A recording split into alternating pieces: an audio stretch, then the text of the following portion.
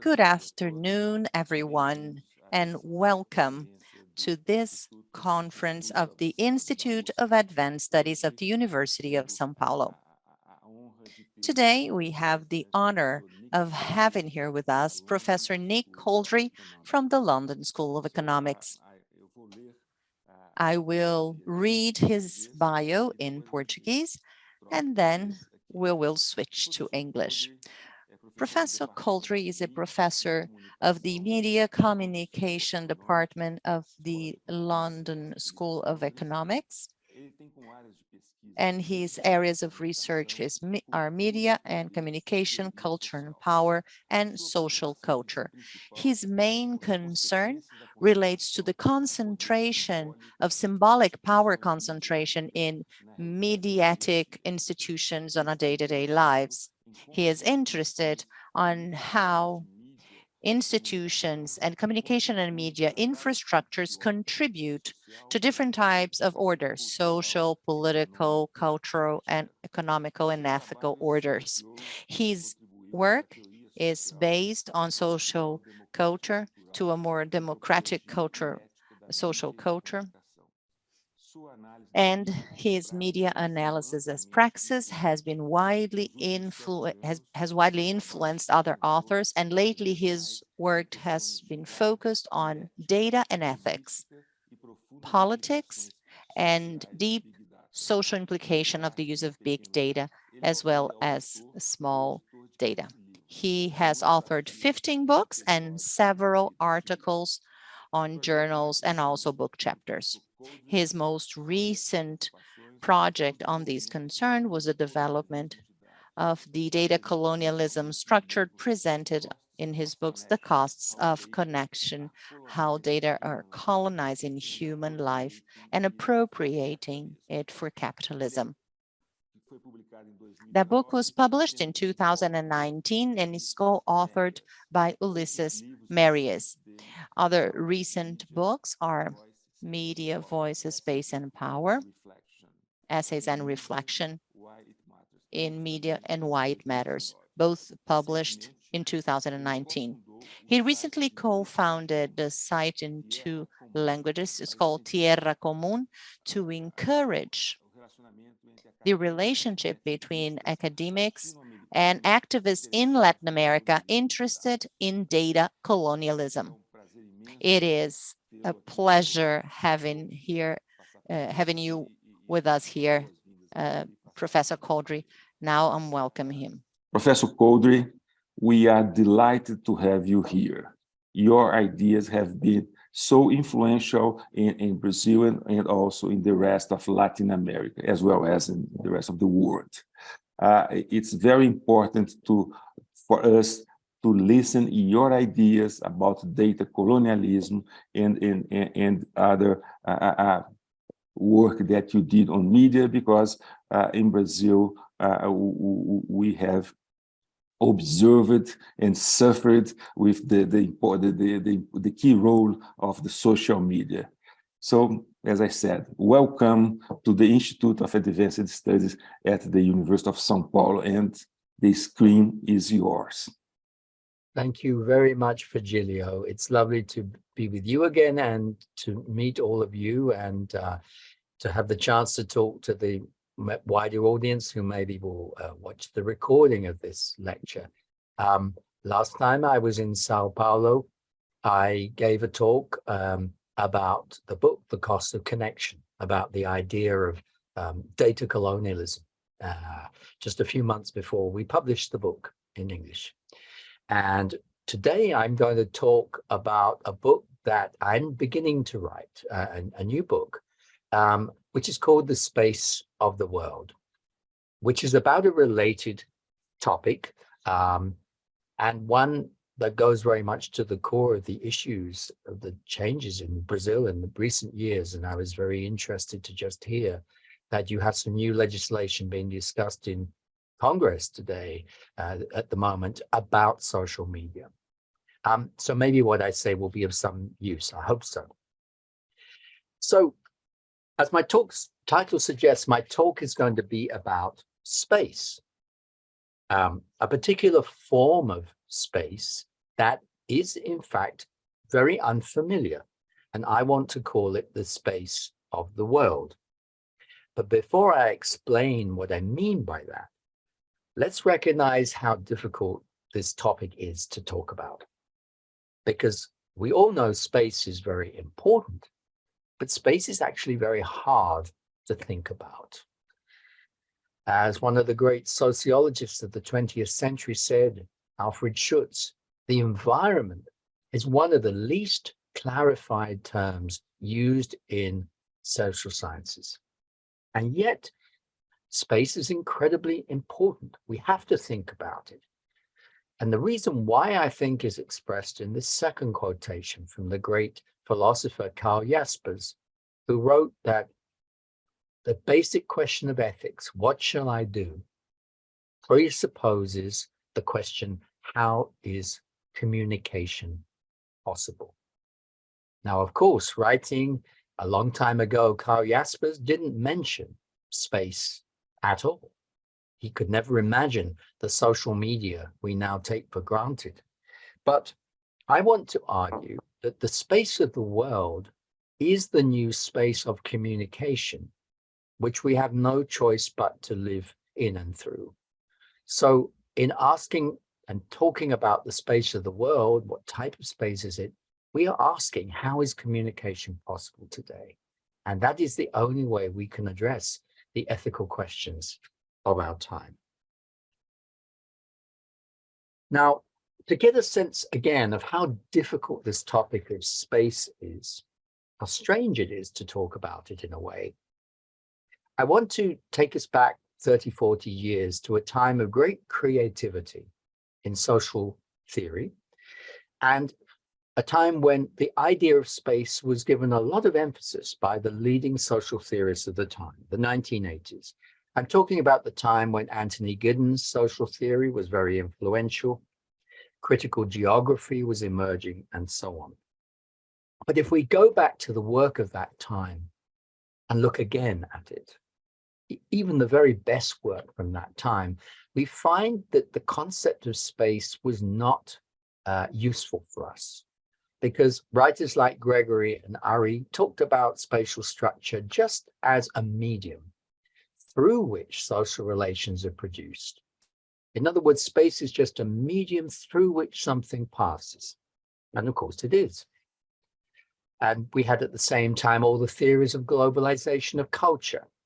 The most sophisticated ones emphasized that globalization didn't mean that local flows of meaning were more complex than that. Of course they were. But again, this was just talking about how things are sent through space. There was also geography about inequality.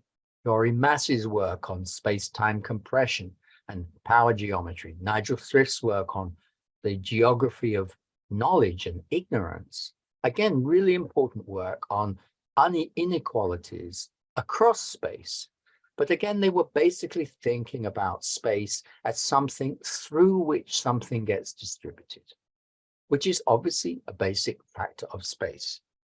But it leaves unexamined a fundamental question, which is how space itself is actually configured, and the possibility that it could be configured in many different ways, and that they could structure social life and knowledge in radically different ways.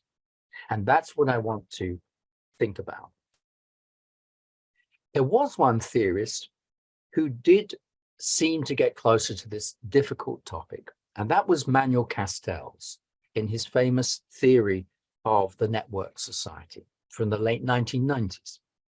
Some people criticize his theory of the network society as an engineering model, arguing that the internet determined a certain social outcome. I think Castells was more subtle than that.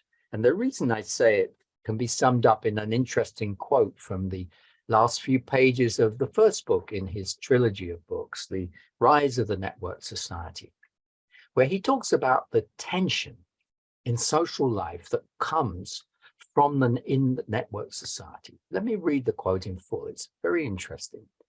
He said that we've created infinite social distance between the meta network and most individuals, activities, and locales. It's not that people, locales, and activities disappear, but their structural meaning disappears, subsumed in the unseen logic of the network. The new social order, the network society, he says, increasingly appears to most people as a meta-social disorder. So he's writing nearly 30 years ago, and he's saying that the network society will feel to people as a complete disruption of the possibility of social order. It's a very, very strong statement, but I think we now realize he was right. He saw the tension. In his later work, such as Communication Power from 2009, he still talks about networks and meanings, but he says less about the tension. And he's, in fact, by now, much less interested in agency at the individual level. He's more interested in the agency of the powerful corporations that control the networks. And all he says about agency is basically this, that we had to reprogram the networks of our minds by reprogramming the networks of our environment, which is really a very reductive version of how we think and live and feel in this world of networks. And I think it's hard to say that was adequate. But his sense of tension remains very important. And I think let's stay with that. Because we need to hold to that tension while still thinking about human agency in this network society. Are there other ways forward to do this? I think there are. And a theorist that I find very useful goes back even further to the 1930s and to the 1970s. And I mean the great historical sociologist Norbert Elias. He has a concept of figurations which reorganize space. I won't get into the detail. I did that in a previous book, but let me just give one quotation which gets to the core of the issues we need to think about. He says towards the end of his book, What is Sociology?, written just a few years before he died, that people often seem deliberately to forget that social developments have to do with changes in human interdependence. So that if no consideration is given to what happens to people in the course of social change, that is, in the courses of change in figurations that are made up of people, then if we don't think about that, then any scientific effort might as well be spared. In other words, if we don't continue to think about what is happening to people in the middle of societies constructed from networks, then we should give up social science completely. It's pointless. And yet, the whole approach to building networks over the past 30 years has made this mistake. And that's what we have to start correcting. And as I was saying to Virgilio earlier, I was amazed to discover myself just 2 or 3 years ago, a book which many of you will know very well. It was very important in Latin America. The book by Winograd and Flores called Understanding Computers and Cognition from 1986, nearly 40 years ago, where they offered an approach to what computers are, which was based in meaning, in social life, social relations, and hermeneutics. And the core thing they say that we have to understand is that when we design a tool, especially a complex tool like a computer, we are at the same time designing ways of being. And that's a really fundamental insight we need to remember again today. Because what I want to argue is that the computer-based network connections we live through today are not the important thing. What's important is that they are just the precondition for what our real topic should be, which is the new space of the world that we've created through living through computers. A new space of being, if you like, as Winograd and Flores would put it. A new space of communication that emerges from our uses of and our interactions with each other in the network space that computers make possible. But it's this space of the world that we haven't been talking about enough. We register this in everyday life. We know everything has changed, but we don't talk about it enough. We don't see it as the key issue of our time. Sometimes, even in really good journalism, a fundamental mistake is made in describing what's going on. I just want to remind you of the big scandal in September 2021 when someone who had worked, Frances Haugen, for Facebook, for Instagram, did some very, very important testimony to American Congress and other parliaments across the world, where she revealed what Facebook knew inside the corporation. For example, that they knew that Instagram was damaging the lives of teenage girls across the world by showing them body images that they could not comply with. Facebook knew this from their own research, but they decided to go on with this model because they made money from it. But I'm not interested in that scandal itself. It's important, but what I'm interested in is a phrase that the Wall Street Journal used in one of many important articles they wrote about Haugen's testimony. They said that Instagram is the online equivalent of the high school cafeteria. Now, this is interesting because they wanted to be critical, but this is a crucial mistake because Instagram is absolutely not like a high school cafeteria. It is not the equivalent of the cafeteria. And the reason is obvious, but it's worth spelling out why. Because Instagram is a space of continuous data capture. We don't know what goes on in most school cafeterias. We may know a few things that people tell us a story. If there's a surveillance camera, we may be able to see some of what's going on. We don't know everything that's going on, and it's not continuous.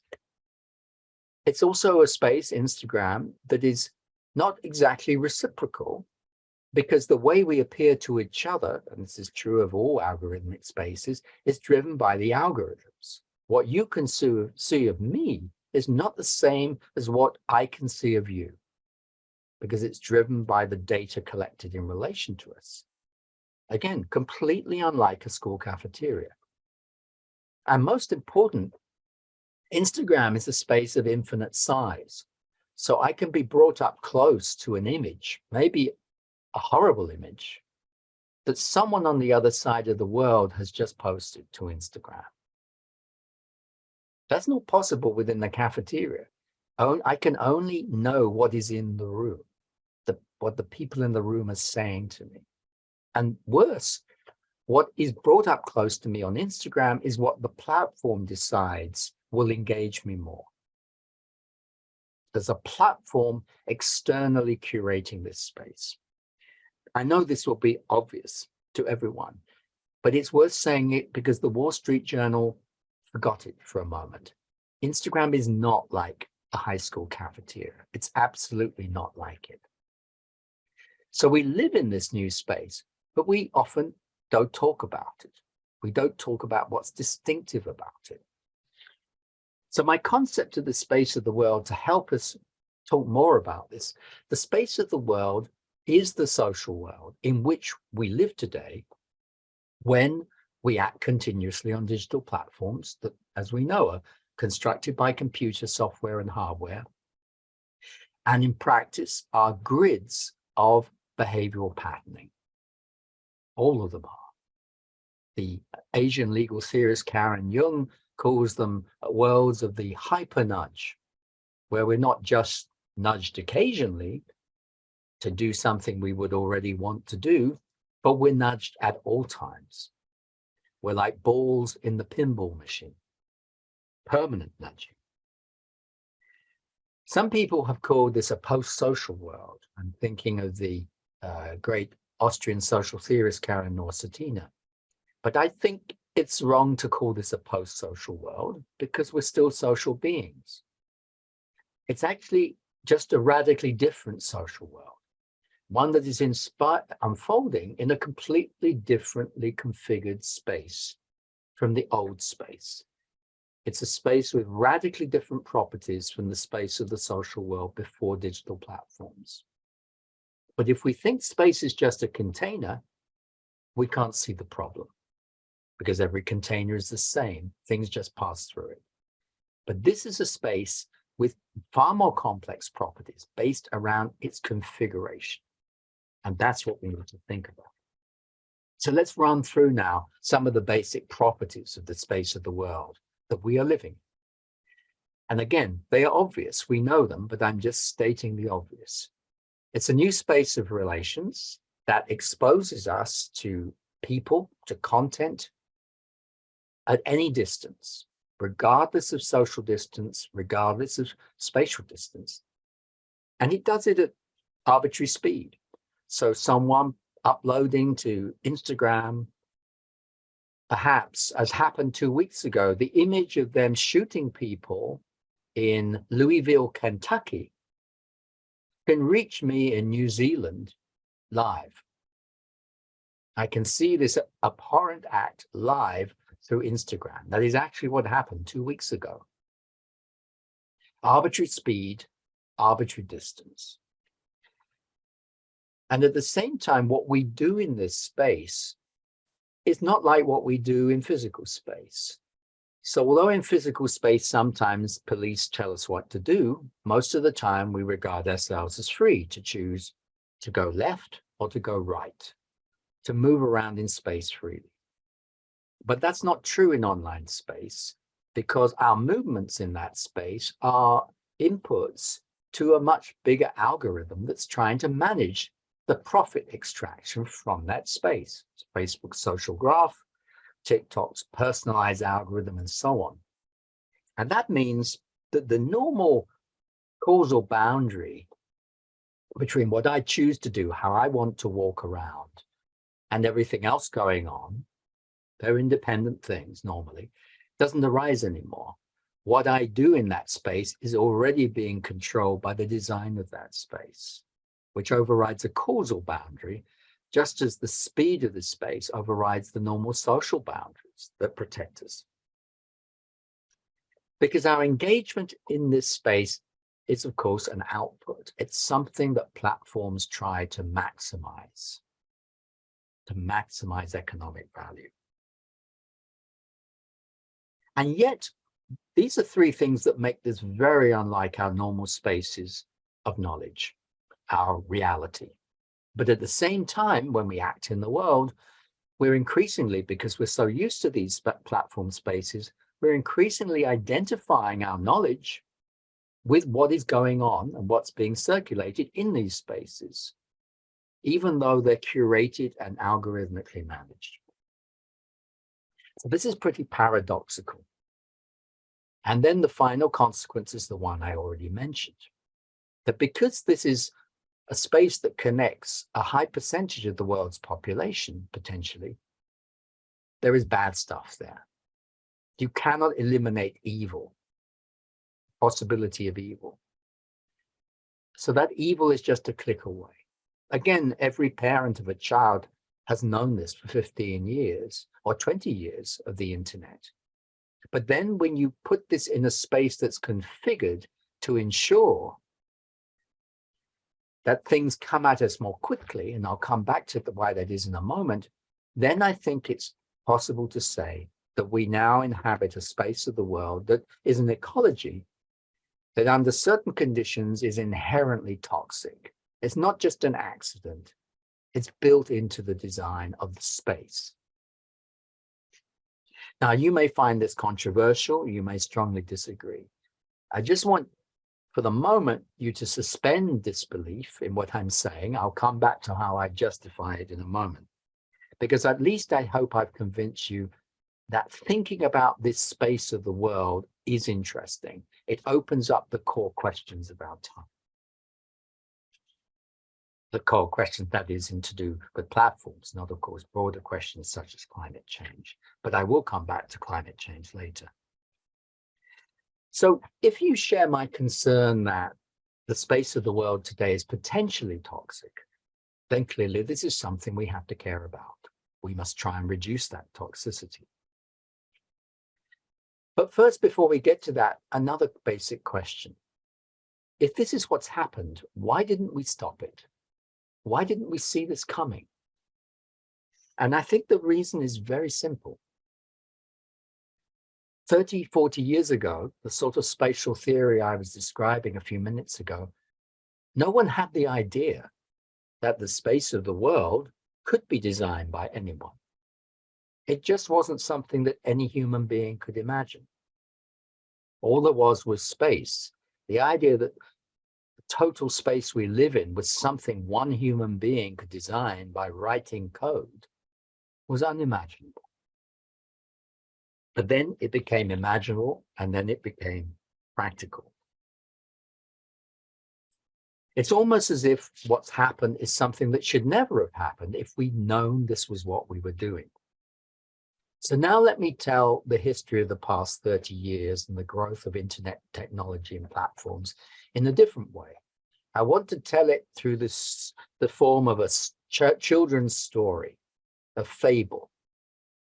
Let's tell the story of the past 30 years in a very, very simplified form to bring out how extreme the transformation we are living has been.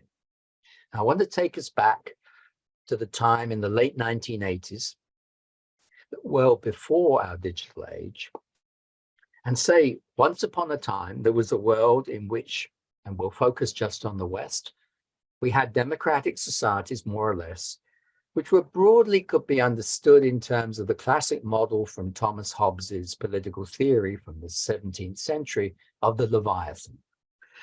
Excuse me. The idea of a large society, far too large for anyone to know each other, that is held together, prevented from violence by a central authority to which everyone is oriented. That model still held at that time, but at the same time, there were new pressures emerging. Globalization, a world of major conflicts and disagreements over culture, politics, values, increasingly religion, of course, declining trust in institutions, and declining trust in the central media. This was the time when people imagining what computers could do in our lives was starting, like Nicholas Negroponte from MIT in his book, Being Digital, to say that prime time should become my time. My time.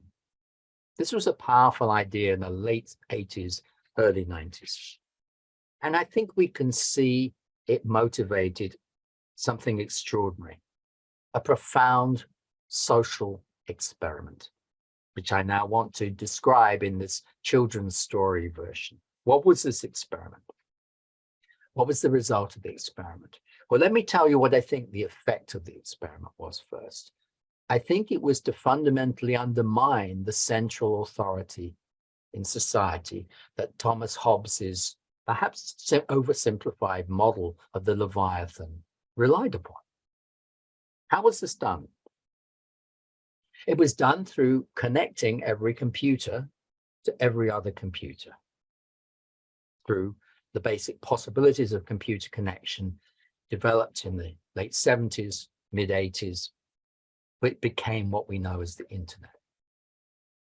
But then, of course, massively multiplying the number of computers. There were only 2 million computers in the world in 1994. There are many billions now, which means there are trillions of computer connections. And if that was all that had happened, the world would just be extraordinarily messy and no one would know what was going on in this online world. But of course, that isn't what happened, because the next step was crucial, which was to focus these trillions and trillions of connections between computers via privately owned digital platforms, social media platforms, search engines, which in a sense we can call a platform for this purpose, and so on. So that the world became navigable and manageable. Connections became focused. And to then ensure that continuous access to these platforms was for everyone via their mobile devices, not just a computer locked in one room in a house but the smartphones, 6.5 billion of them by 2022, the 1.3 billion tablets by 2021, and so on. And then, because there was a tremendous pressure to growth of these platforms built into this space to allow those platforms to grow super large, so that they're now much larger than most nation states. This process, in those 5 simple steps, we have all lived through, and in my view, it has fundamentally undermined the type of political and social authority on which Hobbes's model of how large societies hold together was based. Let's look diagrammatically on what the net result was. And again, sorry for the very crude diagram, but this is a story meant for imaginary children. I'm simplifying radically. This is the space we now live in. So you can see here, we're still part of the Leviathan. We're still in groups which know each other as part of something bigger, the little inside the red circle. But each group has been cut up arbitrarily into other groups through the operations of platforms, through networking. Much more important to us now are the lateral connections within these subgroups. They're more important than our connection to some assumed center of authority, let alone some assumed central media, whose audiences are massively declining. At the same time, the structure of the platforms means that in our group, we're also exposed to what other groups are circulating to each other. And they're circulating the media that's around according to their own interests. And they're receiving that from other groups and so on.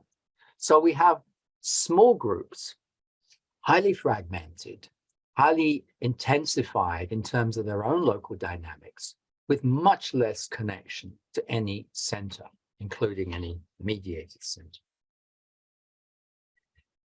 Now, I know that's oversimplified, but I'm trying to get across how radical the change in the space is that we've actually lived through in the past 20, 30 years. Now, some people might say this is good because this has actually made possible a more powerful civil society, more dynamic, more easily mobilized. That only makes sense if what drove all of this was the desire to create a stronger civil society. But this was not driven by activists. This was driven by a particular business model of the platforms. So let's turn to what that business model was now. It was a model, again, putting this in the simplest possible terms, the model of Facebook, that wanted to maximize interactions or platform traffic because that was the basic source of income. As part of that, to encourage, to maximize as many interactions as possible that circulated other media and circulated comments about media, creating a vast amplification machine. And it was doing this not caring about quality. It didn't matter whether what was circulated was good or bad, as long as it was circulated and as long as engagement resulted. And again, this was happening regardless of scale. Once you have platforms that cover high percentages of the world's population, maximizing engagement at the scale of the planet is what matters from a business point of view. And because we can assume, again, there are always bad actors there somewhere, there must be, that ensured the maximum circulation of bad information. And the reason for that was summarized in a famous paper by MIT scientist Vesuvi and colleagues, who showed that false claims were much more likely to be circulated faster and get more engagement than true claims, partly because there are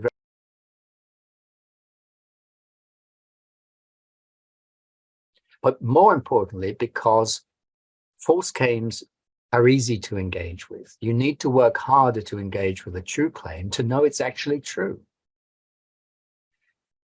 And this is the root of the toxic side effects that I think we need to pay attention to. And I'm drawing here on a paper I wrote with Deepa and Ghosh at the Harvard Kennedy School 3 years ago. And this is the core of my argument, that the space of the world we're living in is inherently toxic. It's inherently toxic because of its size and the way there are not enough brakes to prevent us circulating at this scale and at this speed. But of course, things are made worse by a particular business model that drives that and optimizes for more engagement, for more circulation. Now, let's think about what the consequence this might be. And here we need to leave the children's story behind and go back to political science and social psychology of the period, again from the 1980s, before anyone knew that social media platforms were coming.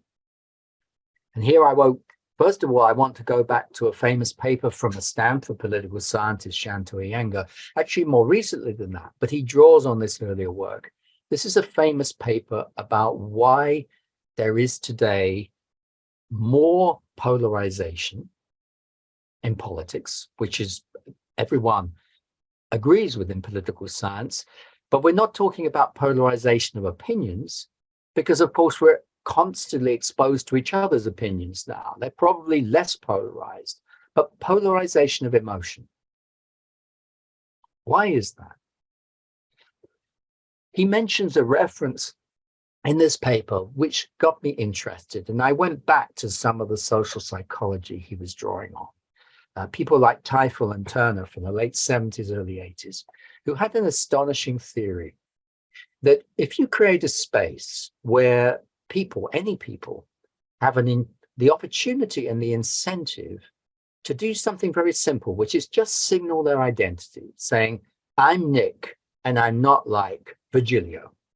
Suppose they have an incentive to say that.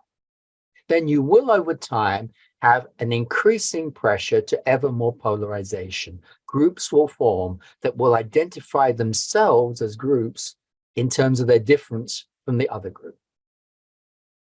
That was their theory. But of course, they didn't know what was going to happen 2 or 3 decades later. Because what have we done? We've created social media platforms, which exactly are spaces where people are encouraged to signal their identity, to make friends for this purpose, to signal they like what their friends circulate, to signal they like what people they don't know circulate. And we more recently created platforms like TikTok, where people signal identities they didn't even know they had, as the people who like those particular 10 videos that TikTok has just shown them in the past day or so. So we've done exactly what Teifel and Turner asked us not to do if we didn't want a more polarized world. So I think there's a strong argument based not just in theory, not just in my children's fable, but also in social theory, that polarization is a natural feature of today's platforms. But the key point is it's massively intensified by the particular business models those platforms has, which maxifies for the engagement that signals identity. And so does exactly what we need to do less of if we want less polarization. And then on top of this, we have the bad third-party actors, opinion leaders, political managers, influencers, funded by corporations, bot managers from Russia, China, wherever, who have their own special incentives to exploit exactly this situation. A situation that by definition will be intensified by those bots and other people circulating fake news, if you pardon that crude phrase, disinformation. Disinformation that's actually still incentivized by the platforms because, again, it optimizes engagement, but at very low cost. Why at low cost? Because it's very easy to make up a lie, something false. It's much harder to find out what is true and say that. That requires investment. And it's extremely easy to circulate anything. And it's especially easy when you're circulating on a platform that tries to optimize engagement and knows it will get more engagement from things which are false. This is what we're dealing with. There's a lot more I could say, obviously, I'm just summarizing the set of problems I want to address in this book that I'm starting to write. But let me just bring out a few further consequences of what we have done. Increased polarization, if this is what we're guaranteeing with the current design of platforms, will reduce trust.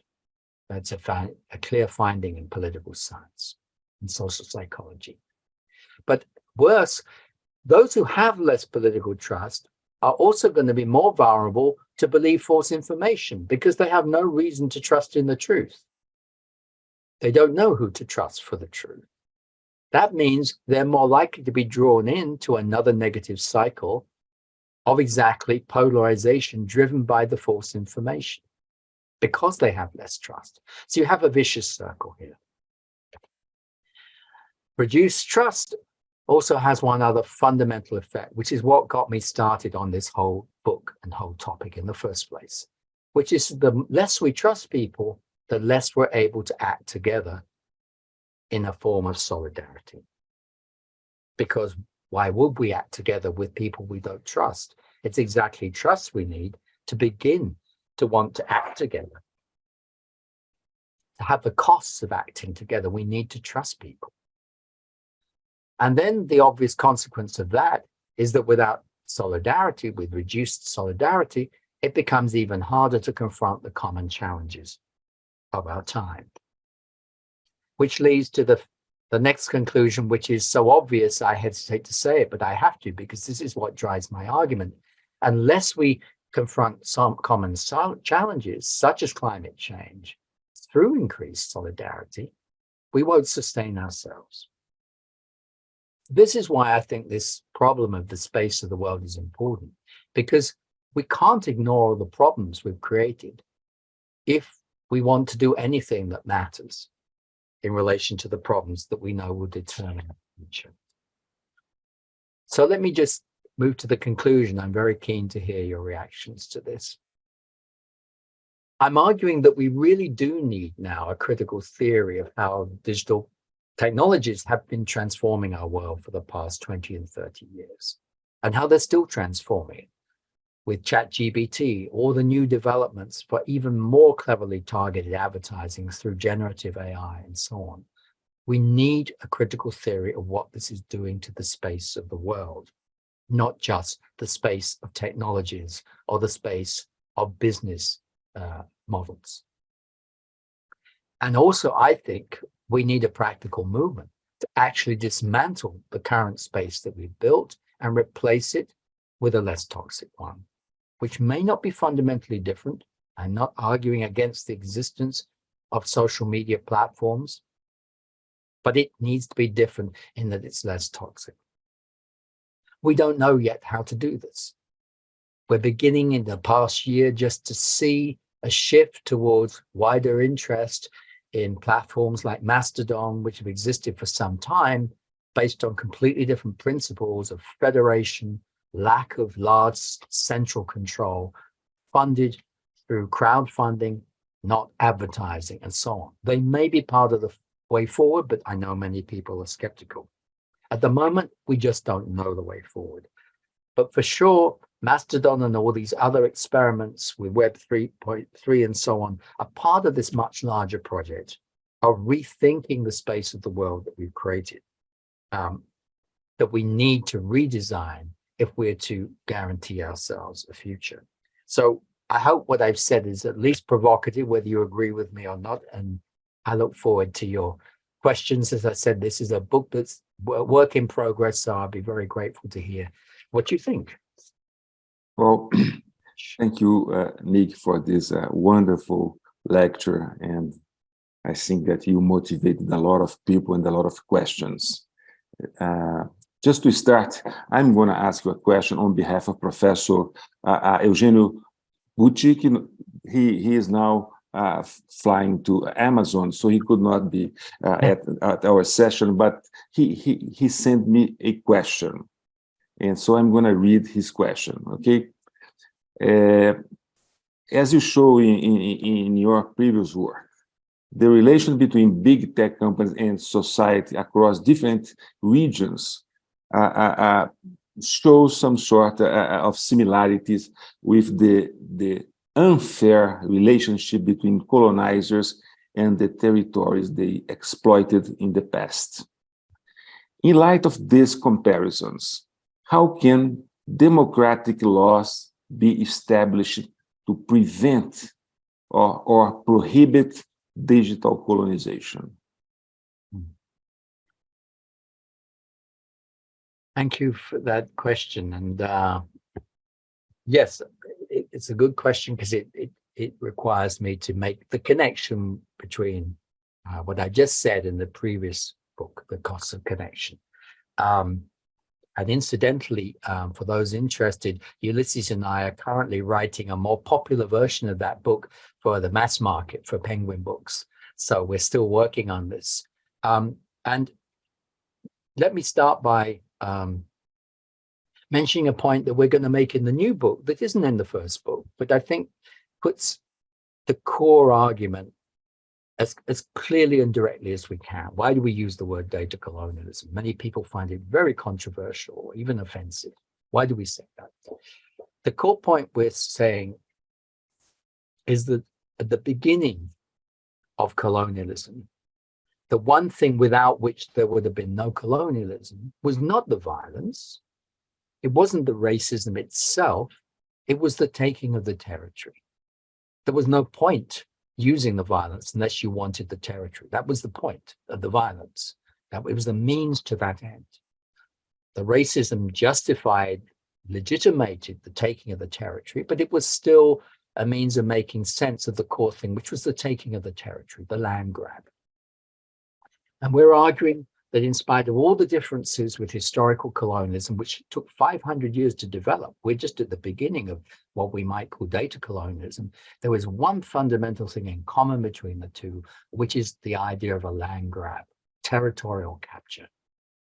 But what's different with data is that you have to use software and hardware and platform configuration to create a territory from which you can capture data. It's a radical new invention. We call it the data territory, data territories. So that's the reason for the argument that something colonial, something very specific and colonial, even in spite of all the differences. So the very serious question asked by Professor Injuru is how can we imagine a democratic response? It's clearly very difficult. I think the first step is we have to, as societies, see what is really happening. That's why I'm spending all this time writing about this, and we formed the Chiracamun Network to spread knowledge. And we have to look at what's happening today through the lens of colonial history, because otherwise we will just see it as the continuation of capitalism, the improvement of technology, maybe a certain particular problems that can be corrected through good regulation here and there and so on, minor problems that we can solve, rather than a total capture of the space of human life by corporate power, which is something very different. Once we can see what the problem is, then the question is, how can we politically respond? And here we have to look at the state of the governments and the regulatory authorities. There were two really difficult problems today, even for democratic governments. One is that all governments around the world are now increasingly dependent on private corporations for their data. They are finding out about their own societies that they try to govern through the data that private corporations give them. That's what the Snowden revelations proved. That was why it was so shocking. So governments are now in a much weaker position than they ever were before. Yes, they could. The American government tomorrow could make Meta Corporation illegal. They could disincorporate it, in theory. But it's extraordinarily unlikely because of this power dependency on the data that corporations provide about social life. And the second problem is that regulation is extraordinarily difficult because regulators are appointed by governments. They themselves are in an even more vulnerable position. The EU has offered some very bold interventions in this area, but increasingly it's moving more in the direction of supporting data markets to work better rather than fundamentally challenging them. And we have to wait to see, for example, whether Lena Khan at the US Federal Trade Commission is going to do what she's promised, which is offer a more fundamental challenge using antitrust legislation in a radical new way to actually challenge social harms. For that, we will certainly need a democratic government again in 2024.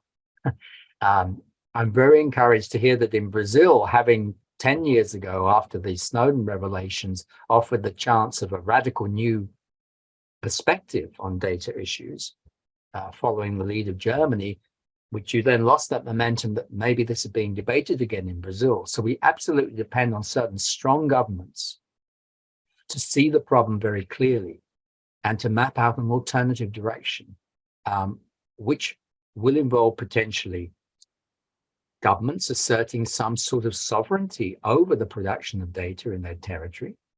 Very controversial. The World Trade Organization is trying to make that illegal in the way it manages trade agreements, but it hasn't succeeded in that yet. So we have still a space of possibility. Strangely enough, a non-democratic government in China is in some way being quite successful in regulating platforms because it partly funded them in the first place. It created platforms like Alibaba and Tencent to create a more regulated, better government society. It's part of a philosophy of social order that most people outside China are not happy with, but it's very coherent. If you read the Chinese policy documents, they're extremely coherent, much more coherent than American policy on the matter. So in a strange way, we need to look at China as well and seeing how they're using these tools, but then argue that this may not be the society we want. We may genuinely want, if we believe in any values of freedom, a different society. And this is not to be, so being anti-China right now is the most unhelpful thing to do because it confuses the geopolitics completely. And we need to be much more clear of listening to experience around the world as we try to encourage democratic governments to see the problem and act upon it. But this is a long-term issue. This will take 5 to 10 years at least to even have the beginnings of solutions here. But that's the best I can say at the moment. Well, thank you. I also have a question for you before I read the questions from the audience. So let me ask this short question. Algorithms play a crucial role in shaping the online space of big platforms, as they have the ability to give visibility to certain actors and content, recommend posts and friends, amplify specific content, and censor others. Given this significant influence, what are your thoughts on how algorithms should be regulated? This is a very difficult question because if we agree, and maybe we shouldn't, I want to come back to this, if we agree that we want social media spaces as large as we currently have, then some form of moderation is necessary. To put it crudely, because there is evil in the world. And we must protect our children from exposure to evil. We must protect all of us from exposure to evil.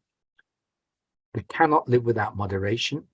And if the space is hugely large, it's impossible to imagine how human beings could do all the moderation.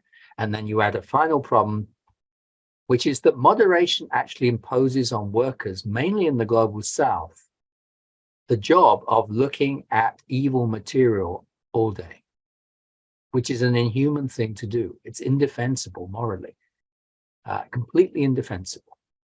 It's happened in a colonial way, but the very idea is just indefensible. Even if people are in Washington, D.C. looking at this stuff, they shouldn't be doing it. No human should be asked to do this. And so I don't think we can do away with the idea of some algorithms operating in some aspects of this space if we hold on to the idea of spaces this large. This again is why I use this phrase, the space of the world. I think maybe a consequence, and this is the book I'm writing of this, is that we have to have smaller spaces, that we cannot live together if we rely for our space of living together on one that is so large that we cannot control the entry of evil. There will always be the potential for evil in any space of human beings. But when you create a space so large that there's a significant risk of presence at all times, and then infinite speed of circulation. So, as I said, the person on Instagram shooting people in Louisville, Kentucky, just had to be on Instagram and many people could see it. I hope not many did, but they could. It could have been millions. No one could control that. I think we have this fundamental design problem. We've designed the wrong type of space. It's too large. It doesn't have enough barriers in. In some other talks on this topic, I've introduced the idea of the forest fire. How do you prevent fires in the forest? You have a line where there are no trees. That's the only way. So we need to go back to these very, very simple ideas, which are ecological ideas, to think about whether we've created the wrong type of space. And therefore, that's a limit, I think, to relying on algorithms, because algorithms can't solve that design problem. Only we as human beings can. So I think the question is both correct in some ways. There are some things we can do, but it cannot be the whole answer. And I want to ask a different question. Oh, thank you. You know, because of this large space, we are reaching out people in different parts of Brazil. So I have a question for you from a lady in Goiás, which is a state in the central part of Brazil. Great. And her name is Leticia. She's a lawyer and researcher doing her master's degree at the Federal University of Goiás in Brazil. And she asked the following: in your opinion, could large platforms such as Instagram and Facebook take the first steps towards a more supportive and less toxic space by taking measures to improve and encourage a new environment of social relations?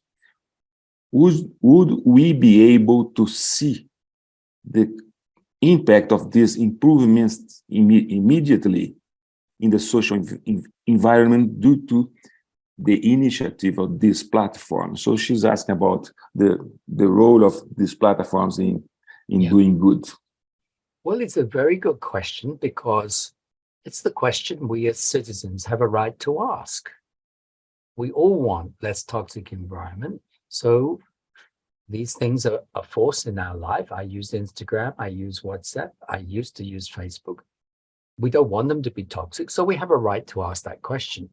But I'm afraid I'm pessimistic at the moment, because I think there's only one starting point to change things, which is to convince Meta to change its business model. The business model depends on encouraging engagement. Engagement is based around basically us signaling our identity by saying, I like this, I don't like that. And as I said, there are fundamental reasons of social psychology to argue that's exactly the wrong type of space if you want to reduce polarization. I know polarization isn't quite the same as toxicity, but it certainly can be one of the preconditions. It can encourage people to not feel a responsibility when they send toxic material. And it can encourage people who didn't start out by being evil to become relaxed about doing things which we would call evil. So I think the root of the problem is the business model. And then there's the question of whether we can persuade Meta to change its business model. You may have seen just this, well, in fact, today or yesterday, Facebook's share price rose very fast in the US because it's decided to put less money into the metaverse, which no one really believes in, and put more money into using its own artificial intelligence to target ads more effectively for advertisers. But again, this depends on gathering data about engagement, which means it depends on encouraging more engagement. That is the core of the business model. You can't imagine the business model without that. So I can't really see at the moment how we could ever persuade Meta, Facebook, Instagram, to redesign their business model if it undermined the whole basis of getting profit as they've defined it. And that's why I think platforms like Mastodon have argued for a completely different business model, which isn't a business model. It's crowdfunding. The question is, how do you build scale sufficiently through that? But also the question of what is the right scale? Maybe we really do need much smaller social media platforms. 30 years ago, we didn't know what a large-scale social media platform was. I have another question. Thank you for your answer. Yeah. It's a question from a student of international relations. And he asks about how could we understand data colonialism in the context of the relationship among countries. And he said, what kind of parallel would we use to analyze interactions among states for instance, in international conflicts? This is another complicated question, and sorry if that person is disappointed I didn't speak so much about data colonialism, but I'm happy to now. If we're right that there is a data colonialism going on, at least in one dimension, a new data grab that's replacing the land grab, that's adding to it, if you like, giving colonialism an extra weapon, an extra tool to achieve even greater power. That's the core argument. If we're right about that, then because data colonialism is happening now, 500 years after the first colonial land grab, it has to adapt to the geopolitics of the world we're living in. And that's a radically different world from the world of 1492, of course. Massively more globalized, radically reorganizing business chains, social relations of every sort. It's radically different. And of course, it has, instead of Spain and Portugal fighting, it has now two massive large powers, the US and China. So that means I think we're going to see increasing competition between China and the US for dominance over the resources of data colonialism. And we can see that because there's a battle right now over who will control chip production at the bottom level of the stack, and at the top level, who will be the leading power in AI. And China announced a few years ago that it wanted to be the world's leading AI power by 2030. And so it's not an accident that Baidu, China's search engine, offered their own alternative to ChatGPT-based Bing search engine recently. But it wasn't very successful. But there's going to see a direct competition between those two countries. I think we'll also see battles between other countries who don't want to be part of this race and want to challenge the power. So India, for example, has played with the idea of asserting data sovereignty. The idea that India might assert its national ownership of all the rights in the data produced by the Indian population. It's in a powerful position to do that. Other countries have played with the same idea. And there you get a conflict between those countries and the big tech countries who absolutely cannot agree to that. And potentially also a conflict with the World Trade Organization that so far historically has represented the forces of big business that absolutely want trade rules that allow data to flow as much as possible. And they're trying to enforce that on an international scale, but they're meeting resistance from countries like India. So I think this is going to be a very complicated set of battles that's going to play out over the next 5, 10, 20 years.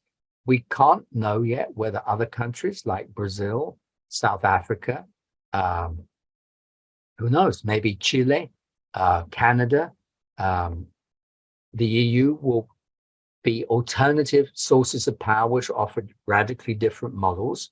I'm not optimistic about the EU, but I think there's a real possibility that one Latin American country might stand out against this. Some people are calling for a more multilateral politics around data, a new deal, if you like, a new, like we had in the early 60s, the Bandung Convention, which offered a radically different world in between the powers of the US and Russia. So today we might have something in between US and China, but this is very slow to develop, mainly because we're not talking about these issues enough. And there are many other problems to talk about. But I'm really excited to hear that in Brazil, this debate is starting up again. This is immensely important. But sorry, I have no answers. I just don't know how this is going to play out. Oh, thanks again. I think I have more questions here. So if you are not tired, I'm going to ask them. Sure. Two questions from one student, a graduate student from the communication school at the University of São Paulo. He asked the following. You said social media is naturally toxic because of the platform's business model, which maximize interactions for profit. And then he asks, but does this not also happen in the physical environment, in the cafeteria, although on a smaller scale, due to toxic social relations? Well, this is a very important point, and I'm glad that this question's been asked.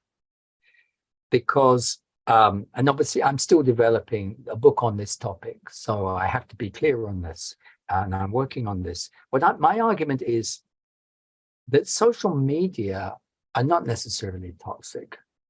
Because if we designed a different social media, for example, where we were not necessarily incentivized to like things, we received messages, we could comment on them if we wanted. There was no attempt to influence whether we did that or didn't. Then there would be no incentive necessarily to send those signals that mark identity, that I'm saying, according to social psychology, will create more polarized spaces, even without a bad business model. So social media in themselves are not necessarily toxic because we could design them differently. And also they could operate on a smaller scale. I think once you have a very large scale, there will be evil people in that space. That's guaranteed. You can't eliminate that possibility. If you then allow for some polarizing pressures built into the design, the basic design of the space, then you have a problem. You then accentuate that by the business model, and it's a big problem. So we could change the business model. But your good question is, aren't there problems in social space? Well, of course, there are pressures, there are forms of toxicity, there's hatred, there's adolescent rivalry in the school cafeteria, there's love which produces hate and so on. This is inherent to the human condition. What I'm interested in, though, is whether we've made an error we didn't need to make as human beings, that we've designed a space that amplifies these basic difficult features of human life, that amplifies them, that reinforces them in feedback loops so that they are much more consequential than they would otherwise be. So the argument is not that political polarization comes from social media, because it doesn't.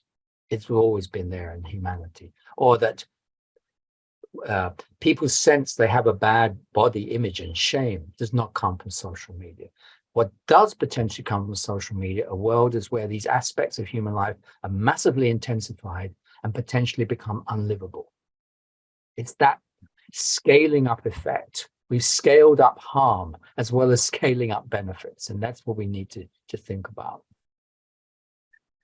Well, I have one more question from this graduate student from the School of Communication and Arts of the University of São Paulo. As I said you in the beginning of our conversation, you know that currently in Brazil, regulation is a hot topic. Regulation of social media. Newspapers, media, all of them are showing different positions regarding regulation.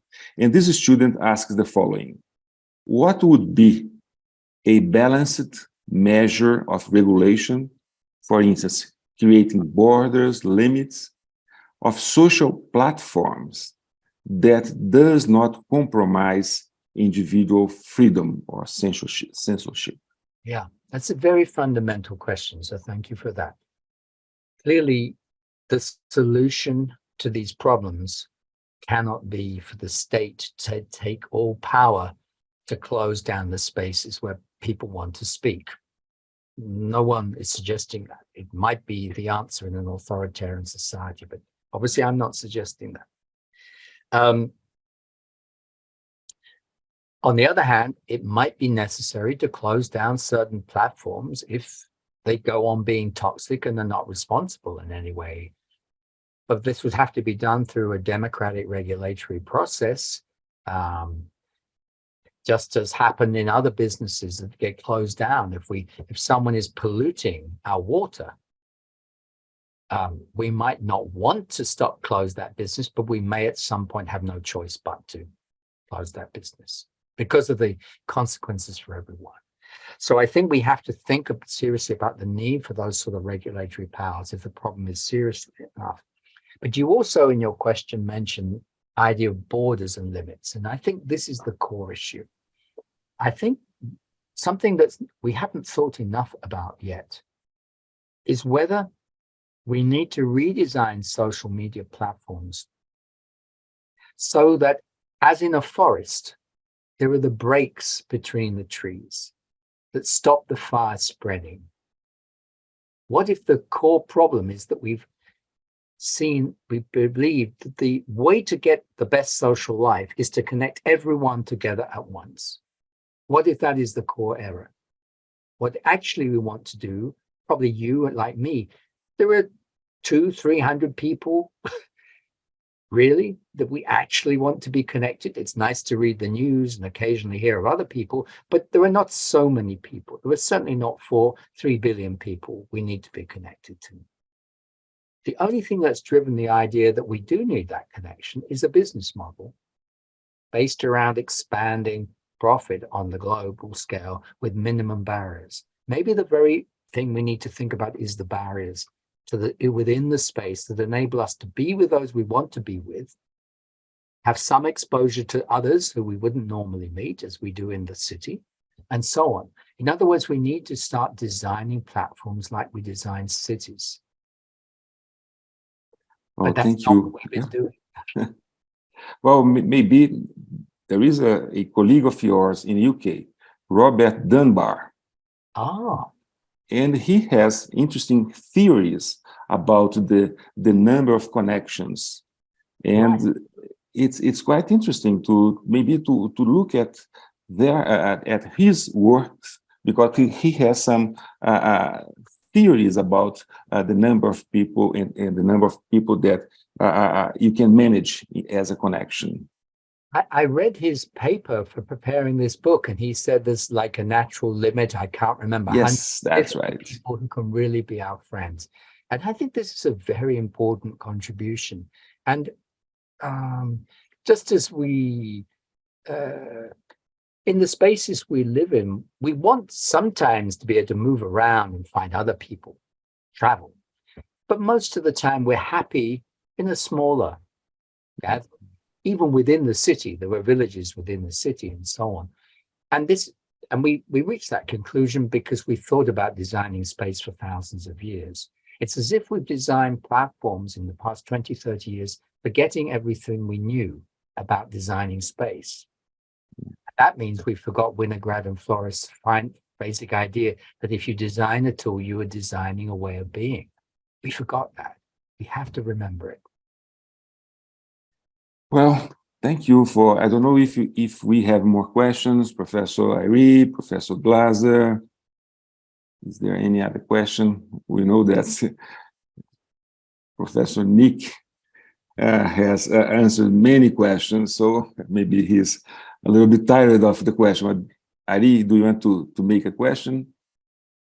No, well, first, thank you very much. Food for thought. I was particularly happy to that you reminded Vinograd that somebody that I studied when I was a student. You know, what came to my mind at the beginning of your talk was kind of I don't know if it's a reasonable analogy between the changes in the space that came with the machines that changed the world in the beginning of the 20th century, which is a car, and now where people live and what people do and the way we are. So it was just some analogy, but again, it's just something that came to my mind. Well, I think Not it's really a question. Important point, because we haven't been used to thinking about these types of spatial transformations, if you like. That's what I want us to start thinking about, the difference between them, by introducing this concept of the space of the world. And there's no doubt that cars obviously had a big impact, because one was able freely to move at much greater speed and to choose which direction you drive in, not rely on at least a fixed transport infrastructure, have mobility within that. But I do think there's a big difference between that and what's happened now. And even the difference between that and, say, the existence of electricity.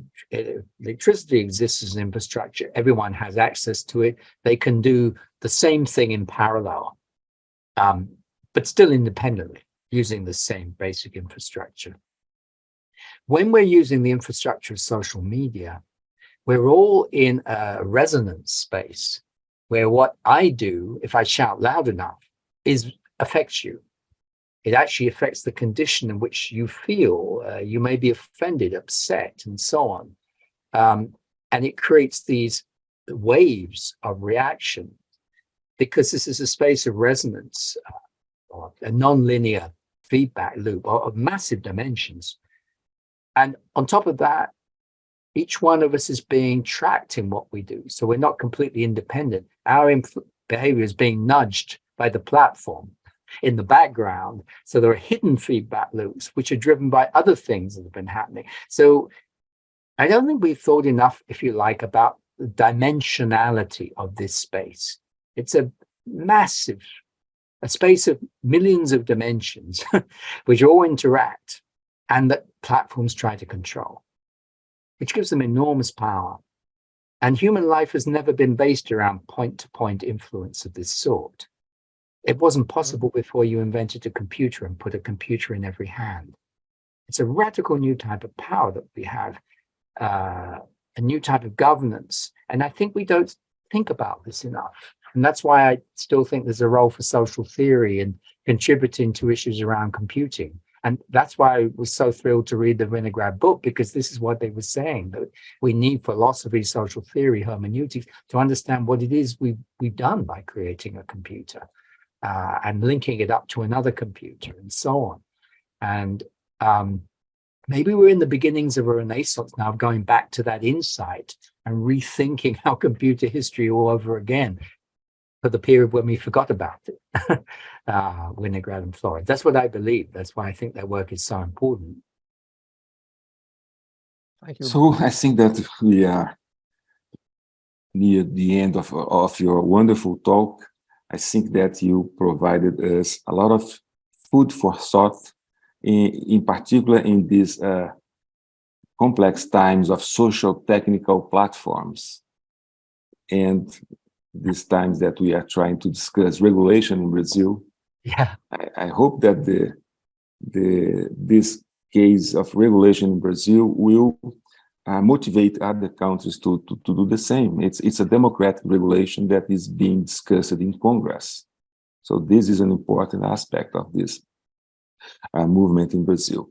So again, I would like to thank you. I think it was wonderful. We had many people watching your presentation, your lecture. So thank you, and it was really a pleasure to have you with us.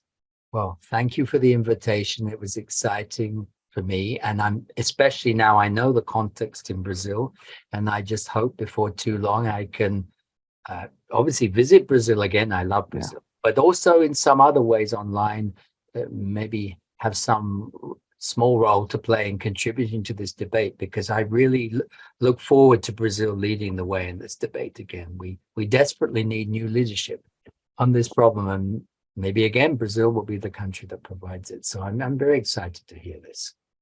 And thank you Thank very you. much for listening. Have a good night. Thank you. Bye-bye. Bye. Thank you.